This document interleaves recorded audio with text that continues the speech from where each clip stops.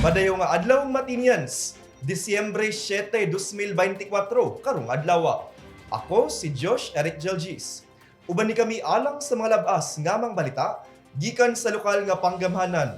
Ubos sa administrasyon ni Mayor Michelle Nakpilrabat. Ug aniya ang atong mga headlines. Red tide sa Balite Bay, BFAR nagpahimangno. Wildlife na rescue, 5 dakpan. Bagong automated counting machines gihanyag sa Comelec Mati. 161st Bonifacio Day, gisaulo mga medalya sa Dorso Raptor sa MASTS 2024. Atong sayron ug Christmas sadya sa City Hall, gidagsa kana ug uban pa sa pagbalik sa Ang Mati karon.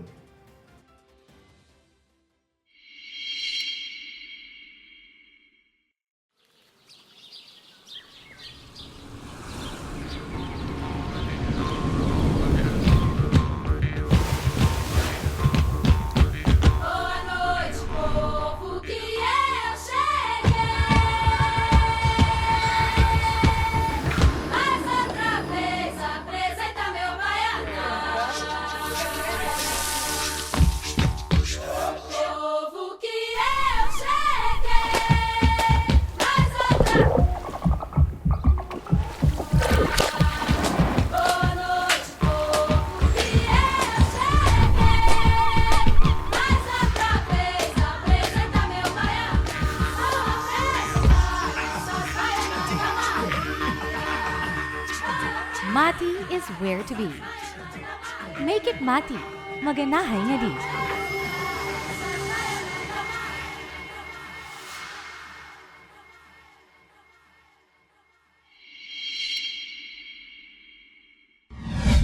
Kabay gustong isumbong nga problema sa inyong barangay? O di ka proyektong kinahanglan ninyo nga wala matagad? Kung kamo nangitag kadangpan sa inyong soliran, i-report na kana sa Ang Mati karon. Kami gadawat sa reklamo, hangyo o bisan pa man unsang mensaheng gusto ninyong madunggan sa lokal nga panggamhanan. I-report na yan. Ipadala lamang inyong mensahe hangyo ug mulo sa atong Facebook page, City of Mati LGU, aron among masibya sa Ang Mati karon. Mamahimo usab kamong magpadala sa inyong video, mahitungod sa inyong issue. I-report na yan.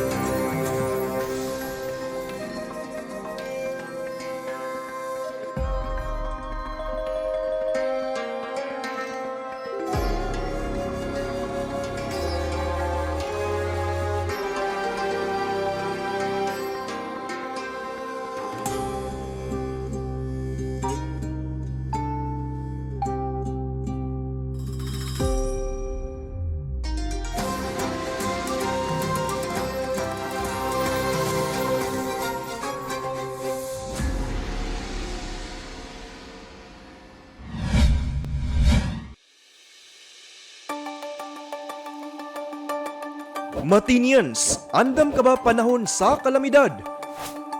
Ang Go Bag usa sa mga alibyo aron kaminusan ang epektong hatod sa kalamidad o emerhensiya. Ali, tabangan ta ka magprepara og Go Bag aron ready ka pirmi. Una, iandam ang sinina ug uban pang bisti nga magamit sulod sa duha hangtod tulo ka adlaw. Pagkaong di dali mapanos sama sa dilata, biskwit, noodles ug uban pa. Tubig mainom, kutsara, tinidor, plato ug plastic bags. Toiletries sama sa toothbrush ug toothpaste, sanitary napkin para sa mga babae, sabon ug shampoo, hand sanitizer ug alcohol. First aid kit sama sa band-aid, mga tambal, ointment para sa mga samad, maintenance medication kung naa. Survival kit sama sa pocket knife na dunay can opener, flashlight ug posporo o lighter, ug pito. Mga gadget sama sa radyo, battery, power bank, charger ug extension cord. Human kini tanan maandam, ibutang kini sa bag na dili dali mabasa. Ang go bag ibutang sa butanganan na dali ra makita. Hinumdumi, mas luwas ang taong andam. I-ready na ang inyong mga go bags, Matinians. Kabalo ka ba? Nga otomatikong kansilado ang klase sa mga eskwelahan kung adunay bagyo, kusog nga pagulan, baha, ug kusog nga linog. Subay sa DepEd Order No. 37 Series of 2022.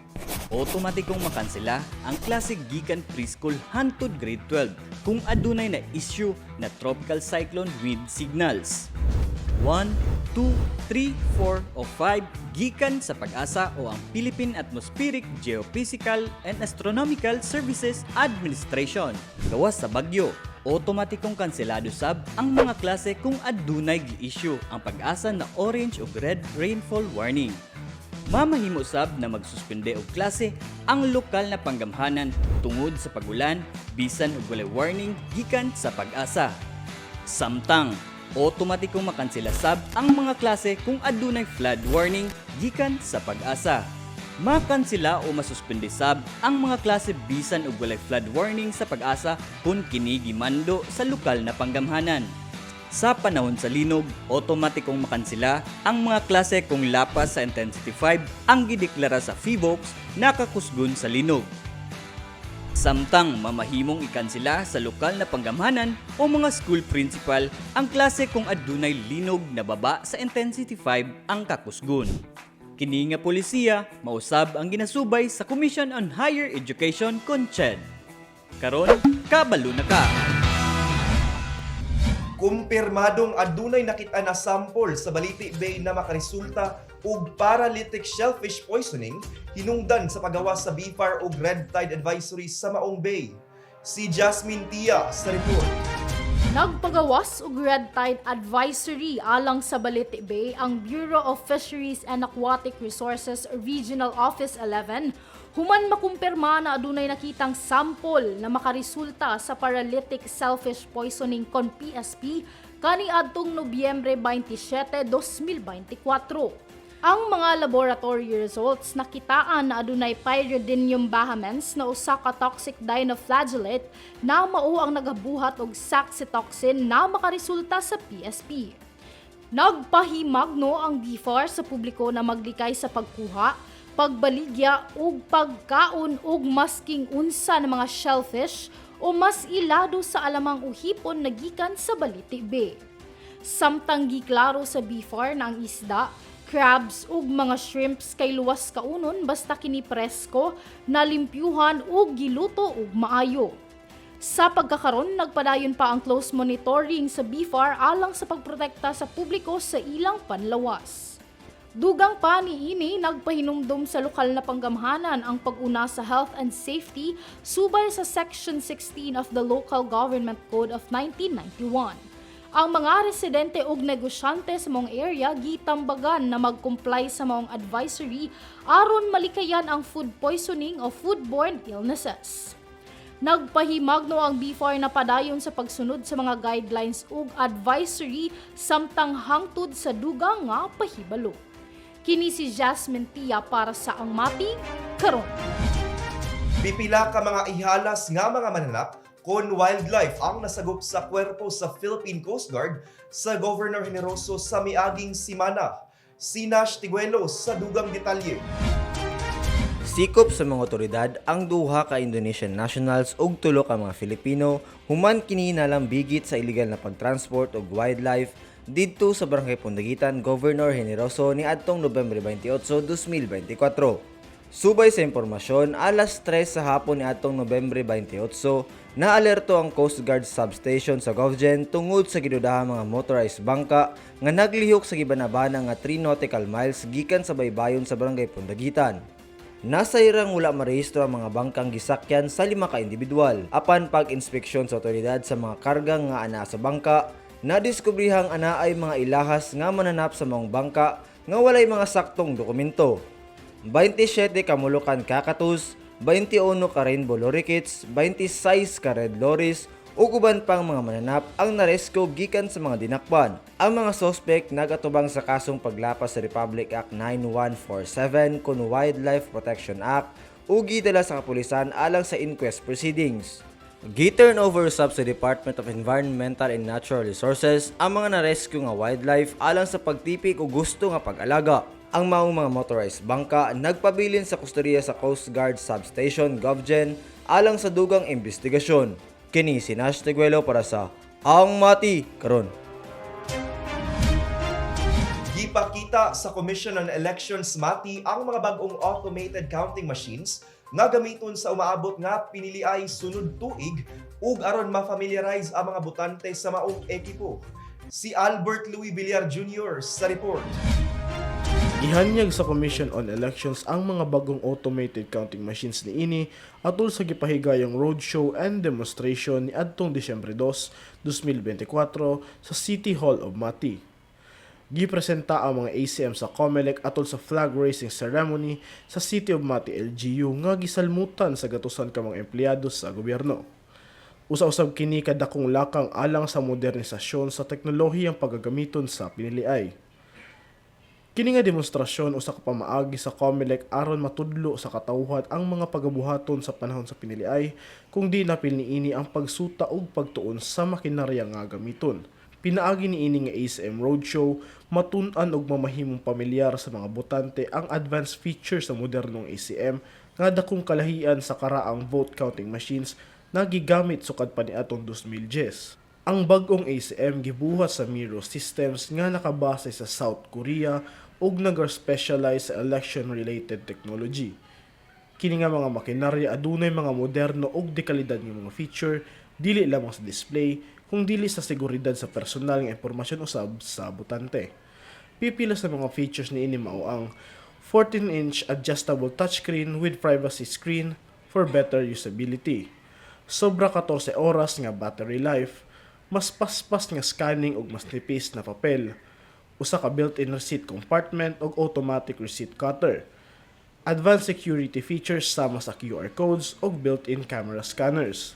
Doon na usab kini kapabilidad nga mokonekta sa 7 ka servers nga sabay-sabay. Tungod ini, masigurong paspas ug updated ang election results nga madawat sa City or Municipal Board of Canvassers, COMELEC Central Server, political parties, mga election watchdogs ug sa mga media outlets. Sayo nga na manufacture sa Miro Systems ang 110,000 ka mga ACM taliwala sa deadline ini sa Disyembre 2024. Kini aron masiguro nga sakto ang pagpangandam alang sa 2025 elections. Kini nga mga lakang sa COMELEC usa ka timailhan sa ilang pasalig sa tumong nga maedukar ang mga botante ug mas mamahimong epesyente ug transparent ang eleksyon 2025. Kini si Albert Louis Villar Jr. para sa Ang Mati Karon. Sa among pagbalik, 161st Bonifacio Day, gisaulog mga medalya sa Dorso Raptor sa MAST 2024. Atong sayron ug Christmas sadya sa City Hall, gidagsa kana sa pagbalik sa Ang Mati Karon.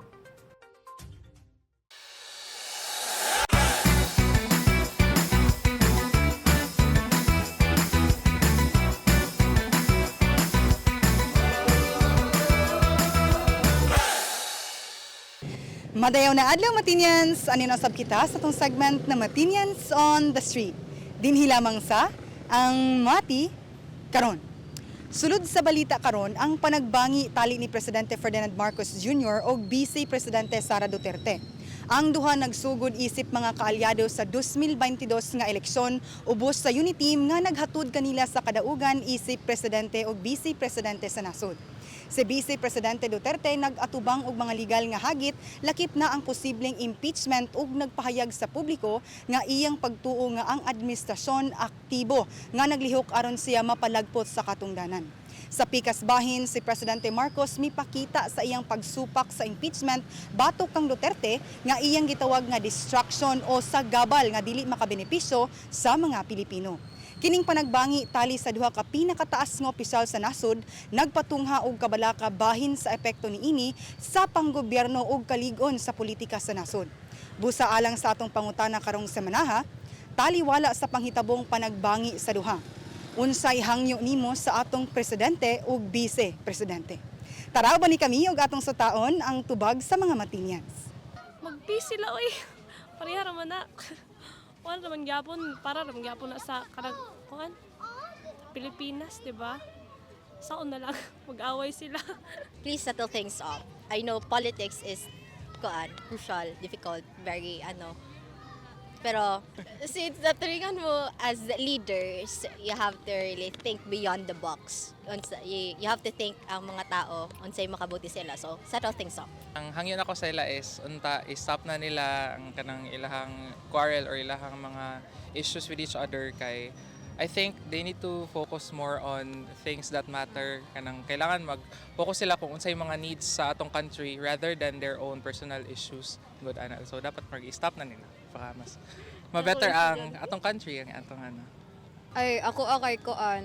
Maybe they should think kung kinsa jud ang mga naapektuhan ana ilang quarrel kay wala sila siguro kay sa ilang ang issue nila kay within the kuan ra wa sila naguno-uno ba daghan kay naapektuhan. Ang kung hangyo nga mag-uli ang ilahang kabubuton para okay ang dagan sa ato ang nasod Pilipinas. Di lang sila mag-away, ma'am, kay isa raman ta para magkauyon tapos magkasinabtanay para way samok man kaayo nya daghan madamay Unta nga magkauyo na sila sa ilang una-una kaya ron maayo ang dagan sa ato ang panggobyerno kay kung magbangi na sila wa kitay mahimo ani. Ang ako lang nga magsinabtanay sila kay usa ra man pud sila kakuan. Mag-uyon silang duha kay para magkaiyo sa sila. Ug mao kana ang tubag sa Matinians kabahin sa atong pangutana karong semana. Ubani na usab kami sunod semana din hilamang sa Matinians on the Street. Ako si Jilbis Jean Patalingog. Amping!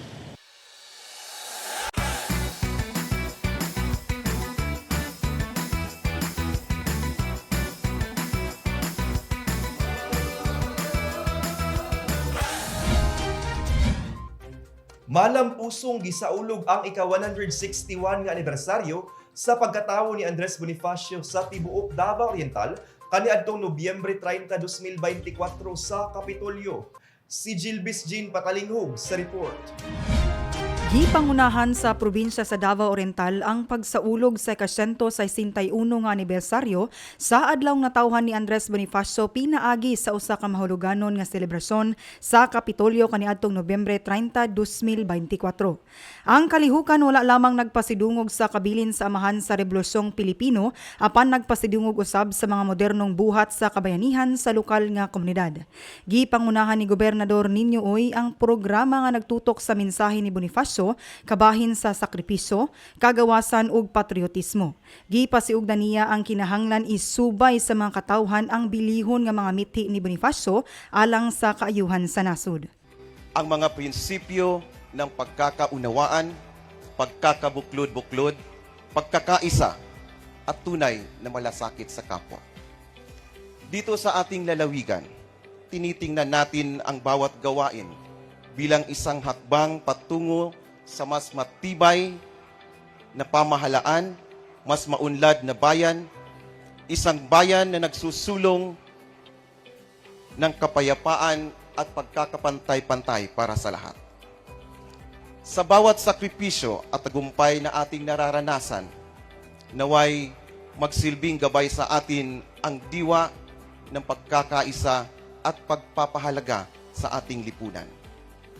Hindi lamang po sa mga dakilang araw tulad ngayon ng kaarawan ni God Andres Bonifacio, kundi sa bawat araw ng ating buhay, ating ipakita at ipadama ang ating pagiging makabayan sa mga simpleng paraan, kagaya ng pagtulong sa ating kapwa at sa pagpapairal ng tama sa lahat ng ating ginagawa.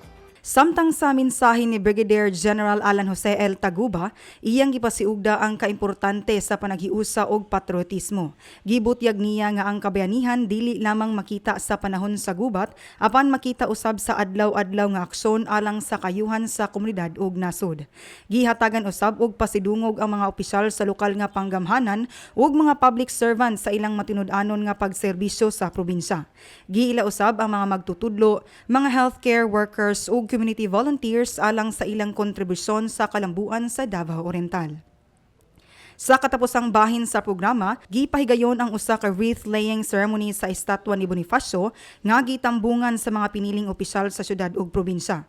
Ingon man ang mga representante gikan sa lain-laing mga ahensya sama sa DILG, Philippine Army, PNP, BFP, PCG ug uban pa.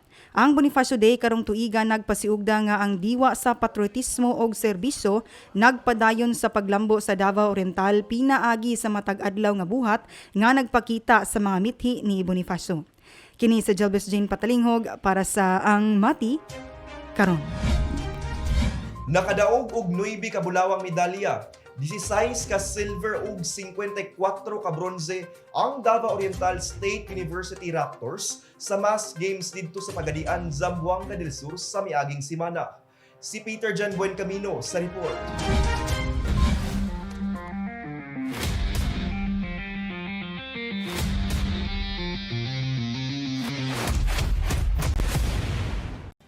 Nagmalampuso na pakigtigi sa Davao Oriental State University Raptors sa Mindanao Association of State Universities and Colleges Friendship Games 2024 niadtong Nobyembre 23 hangtod 30, 2024 sa Dakbayan sa Pagadian sa Zamboanga del Sur. Nakuptan sa Dorso Raptors ang 15th place sa sports category, samtang 18th place usab sila sa socio-cultural category. Sumatotal 79 ka mga medalya ang nadagit sa giingong delegasyon, kung diin siyam ini ang bulawan, 16 ka silver ug 54 ka bronze. Ang Dorso usab ang nakaangkon og pinakadaghang bronze medal sa tanan misalmot nga universidad o kolehiyo. Samtang mibida usab sa socio-cultural category ang mga talentadong Raptors nga mikuha usab og pasindungog sa managlahing event. Mikuha og bulawan nga medalya ang homegrown singing talent sa Dakbayan sa Mati nga si Christine Rivera alang sa vocal pop solo. Ug nakuha usab ni Brian Handacunya ang 4th place sa on-the-spot poster making sa giingong padula.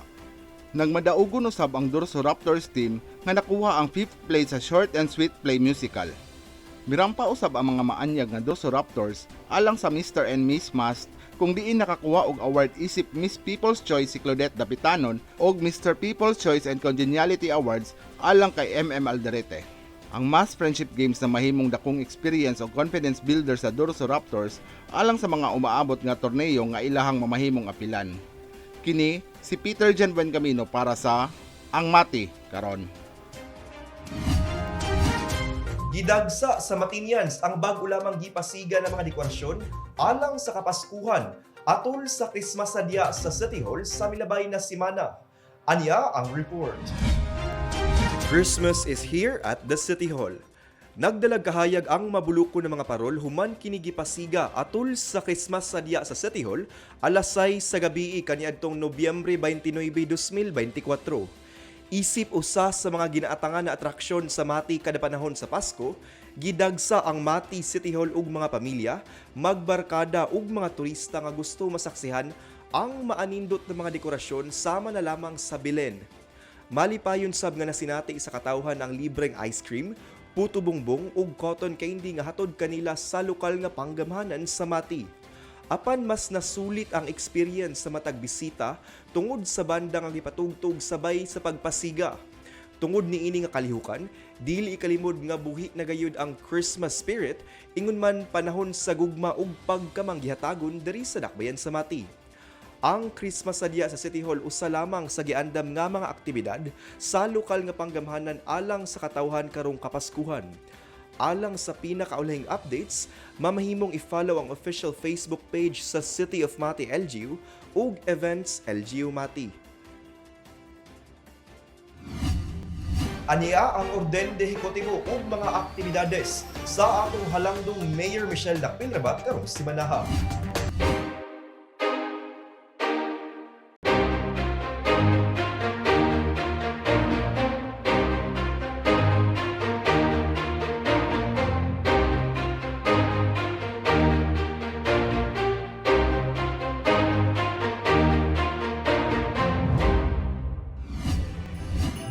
Utso kaadlaw na lang, Pasko na mga Matinians. Ug mao kana ang atong mga pinakaulahing balita gikan sa City of Mati, LGU. Ako si Josh Eric Gilgis. Uban ni kami sunod simana matag Sabado diri lang sa Ang Mati.